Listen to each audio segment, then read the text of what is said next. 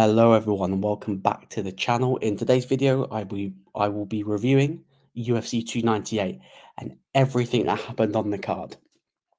I know it's a late one, considering that the event happened this past weekend, but I'm here today to review everything that happened on the card.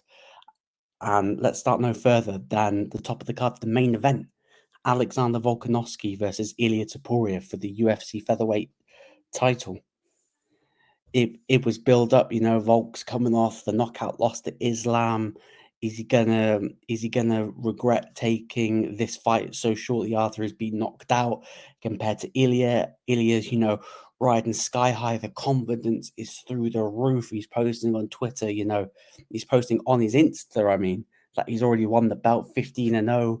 He's seeing the media week. He said, "Hey, can I take the picture with the belt?" Even though he's not won the belt yet. Shades of Conor McGregor versus Jose Aldo. If you know, you know. And I said in the preview with Callum and Jamie, make sure that you check it out if you haven't checked it already, that he's either gonna look like a fool and lose, or Ilia Topuria is gonna look like the Don, the star. And hey, his knockout of Alexander Volkanovski was a star-making performance, finishing the former champion in the second round. Arguably, people may have Alexander Volkanovski as either the greatest featherweight in UFC history or the second best featherweight in UFC history behind Jose Aldo. But yeah, absolutely devastating. First round, I thought Volkanovski edged the first round a little bit. But the knockout, Ilia just set it up perfectly. Just perfectly set up the shot, catches him with the left, right, and Volk just slumped like a deck chair. And you never like to see the former champion go out like that, like an absolute brutal KO. But hey, all hats off to Ilia. He backed his talk. And that's the one thing that I am getting more critical of fighters, is that you talk so much in the media about how you're going to do this, do that, do this, do that, but you need to back your talk. And my God, did he back that talk by finishing Alexander Volkanovski for the UFC Featherweight title. And now he is the king. He is the king of that division. And now he's been getting interactions all over the place. He's getting interactions from Real Madrid, Rafa Nadal, Carlos Alcaraz, all the Spanish top athletes. And now Topuria wants the rematch in the Bernabeu. He's calling out McGregor, he's calling out this and calling out that. Even Dana said that, yeah, they're going to have an event in Spain for Ilia's first title defense, which, hey, it's perfect. A way for the UFC to bring the sport to a new audience, a new audience in Spain. Spain that they haven't done before. I know that Ilia is Georgian, and they have got another Georgian that fought on this card that we will discuss in a later date. But Ilia's your new star at 145 pounds. He is the kingmaker. He will call the shots in some respect, because there is a division that he still needs to go through before we're talking super fights with any other champions. So I know some champions have been bubbling up a little bit, saying I'll fight Ilia and stuff like that. You got a division to go through. Please do your work in your divisions. And if you've had a few title defenses and you still have the belt, then you can put the super fight on. But at the moment, for me personally, if I'm Ilia, I will be looking to defend the belt against the winner of Yair Rodriguez versus Brian Ortega in the event that's happening this weekend. So that will be the next step for Ilia. And with regards to Volkanovski, take the rest of the year off, mate. Take the rest of the year off. I think his decision to come back from 2 consecutive knockout finishes, he needs to have a long break before he considers going back into the octagon. And I know he's talking rematches and stuff like that with Ilia, but first things first, Volk, take a long time off. Do the Dustin Poirier. Got knocked out in July last year, and now he's coming back in March. So it's probably best for him to take some time off, be with his family, But I think him taking time off is going to be the best thing to do. But or obviously, I'll probably go into more detail in a different video how Volk could work his way back to a title shot. But for me, Volkanovski should take some time off, and for the new champion, the fight the winner of Yair Rodriguez versus Brian Ortega. Moving on to the co-main event, but before I get on to the co-main event, make sure to smash the like button, hit the share button, and hit the subscribe button. I'm on my road to 1,000 subscribers. We're going to get there slowly but surely, but I'm hoping to get there by the end of the year, hopefully, and that's going to happen with some regular uploads and the videos getting liked, shared, and people subscribing. So if you could hit the subscribe button, then that would mean everything to me. Moving on to the co-main event, Robert Whittaker makes his return against Paulo Costa. Great fight, brilliant fight. It was going to be interesting to see how Robert Whittaker would be in the octagon after he suffered that knockout loss to Dricus du Plessis. And Paulo Costa, we've not really seen much of Paulo Costa, I believe, since his fight with Luke Rockhold, when Leon Edwards won the belt against Kamaru Usman. And obviously since then, Costa's had some issues with his elbows. He had a couple of fights booked, especially ones with Hamzat, and that fell through because I think it was a staph infection. That's how it got the Usman Chimaev bout in Abu Dhabi in October. So Costa's been out for a little while. It came in. I thought the right decision. I thought Robert Whittaker did do enough to win the belt, but my God, he got saved by the bell. He got saved by the bell in that first round because I thought, Robert Whittaker's controlling the fight, controlling the distance. He's looking like he's landing the heavier shots. Paulo Costa was aiming for that head kick a lot throughout the first round, but towards the end of the round, Costa just captured him with a spinning back kick and sort of rocking Whittaker, and Costa's putting on the pressure and you're thinking, damn, is Rob going to survive this? And, thankfully for Whittaker, he got saved by the bell. And obviously, from that round onwards, I thought Whittaker did enough to win the fight. It was a close fight, but I think for me personally, there was a clear way to show that Whittaker was the clear favorite in my eyes. Let me know if you guys disagree in the comments below. But what next for these two gentlemen? For Costa, it's a bit of a tricky one, really. I think the UFC are going to try and rebook that Hamzat fight that they should have done in Abu Dhabi. It was a bit weird in this fight also. We didn't see any grappling from either Costa or Whittaker, which was nice to see, but it was also interesting to see Costa didn't use that wrestling against Rob. With regards to Whittaker, this keeps him in that title contention picture, as Dana said in his post-fight press conference. So for me, if this keeps him in the title conversation, there's only one guy in that top 5 that he's not really fought, and that is Sean Strickland. Sean Strickland coming off losing his title to Dricus du Plessis, who knocked out Robert Whittaker. So that would be a perfect fight, and a fight that makes sense. See if Rob can push closer to get that rematch with Dricus du Plessis.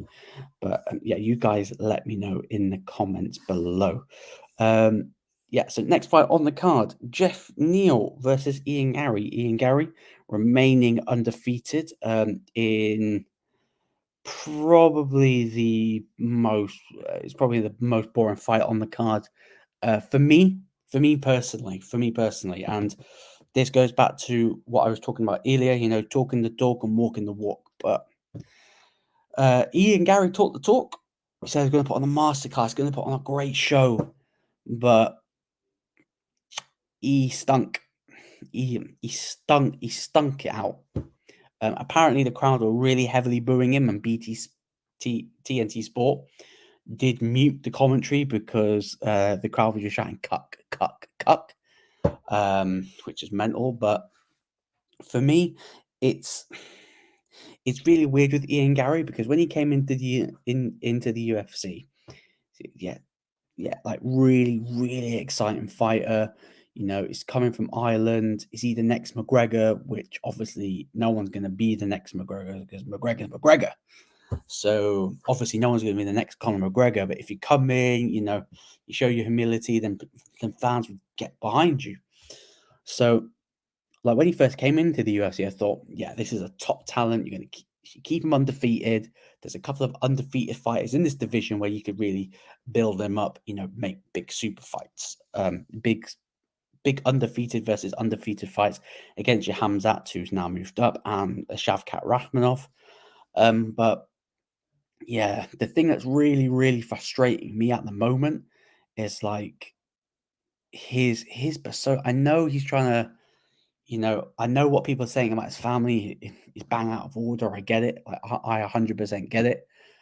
But he's not helping himself, though. He's not helping himself. And, like, I know that fighters have, like, their wives and families in the crowd. But not going to lie, I don't need the camera panning to Ian Garry's missus, like, before and after the fight. Like, I don't need to. And I've got a feeling the UFC are playing into this narrative. And I think this narrative is affecting his octagon performance because I have to say, like, for me, he lost. For me, he lost that fight against Geoff Neal because I didn't think he did enough. Like, the judge who scored that 30-27 to Ian Garry needs to rewatch that fight because, yeah, Garry was like keeping the range and stuff like that. But every time, like, Geoff Neal threw a good shot straight into the clinch. I was like, yeah, I know is bigger, he's got the longer leg reach, not the actual reach, because Geoff Neal had the longer reach. But every time Geoff Neal was landing something, he was going straight into the clinch. And I was like, but you're having success before you're clinching up. And that didn't make sense to me. And Ian Garry's came out and said, look, if he's throwing bombs, what am I gonna do? Am I just gonna stand there and trade, or basically he's just saying that I'm just gonna run around for a little bit and stay out of the way, and that's what he did for most of the fight. He's circling and for me, like, he lost that 29-28. Like, for me, I thought he lost 2 rounds. I didn't. For me, I think the way to sum up that fight, Geoff Neal didn't do enough to win. The fight didn't do anything on the judge, like visually for the judges, to win that fight. Because I thought you won it. But not saying that Ian Garry is not a talented fighter, but you talk the talk, saying you're going to put on a clinic against Neil Magny. Neil Magny makes that comment saying, I'm gonna deal with you in the octagon like a naughty kid. Ian Garry's coming out saying, look, you said you're beating your kids up. Bang out of order. I'm gonna teach you a lesson. And now his comments to him is now causing Magny problems. But yet, when people are having a go at you, you're crying wolf. And that's the thing I don't like. Like, I know everyone's a hypocrite, and people can be a hypocrite behind closed doors.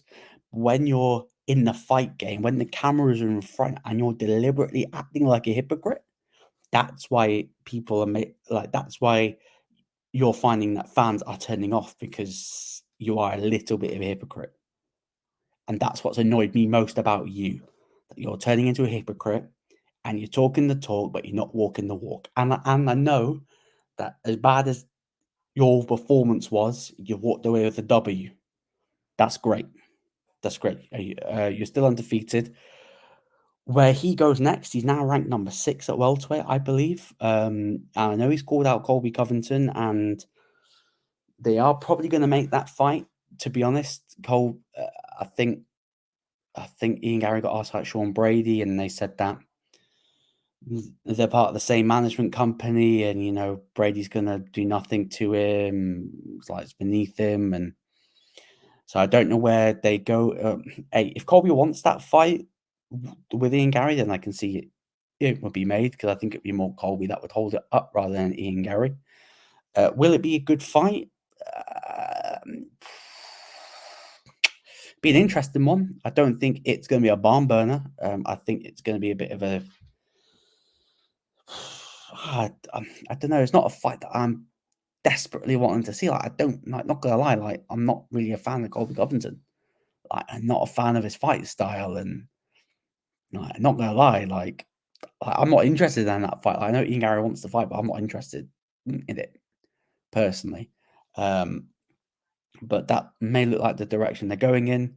But yeah, Ian Garry at one word. Oh yeah, and another thing that annoyed, in the pre-fight when he was asking about like Ireland and stuff like that, when he said like, oh, I think I may be past that. Maybe like I'm too big to go and fight in Ireland, and then I'm like, excuse me, too big to fight in Ireland? Like, are you blowing yourself up to like an ego where you don't belong? What, you think you're not good enough to go fight in Ireland? Mental. You think you're better than Conor McGregor, Katie Taylor, like legendary Irish fighters fighting in Ireland, and you think you're bigger than them when they fought in Ireland? Mental, mental, mental, mental. Anyway, Ian Garry picked up the W. He'll move on next, probably against Colby Covington, but it would not surprise me if they give Bilal Muhammad, just so Bilal doesn't get a title shot, which I'll touch on in the separate video. Why I think Bilal is not getting the next title shot.